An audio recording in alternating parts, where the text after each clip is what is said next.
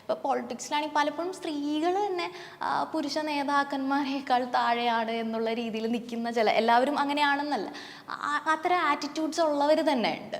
അപ്പോൾ കുറച്ചും കൂടി സ്ത്രീകൾക്ക് പുരുഷന്മാരെ പോലെ തന്നെ ഏത് മേഖലയിലും പ്രവർത്തിക്കാൻ സാധിക്കണം എന്നുള്ളത്. ഇപ്പോൾ ഈ നമുക്ക് നോക്കിക്കഴിഞ്ഞാൽ ഏത് സിനിമയെക്കുറിച്ച് പറയും, പക്ഷേ എല്ലാ മേഖലയും ഇപ്പോൾ ഈ പൊളിറ്റിക്സിലാണെങ്കിലും സ്ത്രീകൾ ഒത്തിരി പ്രശ്നങ്ങൾ നേരിടുന്നുണ്ട്. സ്ത്രീ വിഷയങ്ങളിൽ സ്ത്രീകളോടുള്ള ആറ്റിറ്റ്യൂഡ് നേരിടുന്നുണ്ട്. ഇപ്പം എൻ്റെ തന്നെ ഒരു അനുഭവം പറയുകയാണെങ്കിൽ, എനിക്ക് കേരളത്തിലെ പ്രമുഖനായ ഒരു യുവ നേതാവിൽ നിന്ന് വളരെ മോശമായിട്ടുള്ള അനുഭവങ്ങൾ ഉണ്ടായിട്ടുണ്ട്. അതായത് അശ്ലീല സന്ദേശങ്ങൾ അയക്കുക, മോശമായ അപ്രോച്ചുകൾ ഉണ്ടാവുക.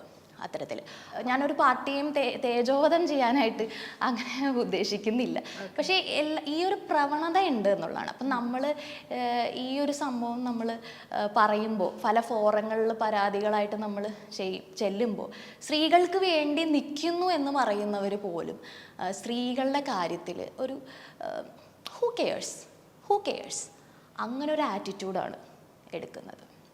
ഓക്കെ, ഇപ്പം നമ്മൾ പൊളിറ്റിക്സിന്റെ കാര്യം പറഞ്ഞതുപോലെ തന്നെയാണ് സിനിമയിലും ഇതുപോലെ തന്നെ സ്ത്രീകൾ അടിച്ചമർത്തപ്പെടുന്നു എന്നുള്ള പലതരം വാദങ്ങളാണ് നമ്മൾ കേട്ടുകൊണ്ടിരിക്കുന്നത്. ഇപ്പോൾ ഫോർ എക്സാമ്പിൾ നമ്മളിപ്പോൾ പറയുകയാണെങ്കിൽ, ഇപ്പോൾ ലേറ്റസ്റ്റ് ആയിട്ട് ശ്വേതാ മേനോന്റെ കേസ് വരുന്നത്, ഇപ്പോൾ അമ്മ ഇലക്ഷൻ നടന്നുകൊണ്ടിരിക്കുകയാണ്.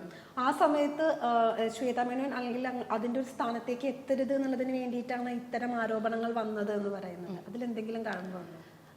അങ്ങനെയാണെന്നാണ് എനിക്ക് തോന്നുന്നത്. കാരണം എന്താണെന്ന് വെച്ചാൽ, ഇപ്പോൾ അശ്ലീല സിനിമയിൽ അഭിനയിച്ച് പണമുണ്ടാക്കി എന്നുള്ളതാണ് പറയുന്ന കേസ്.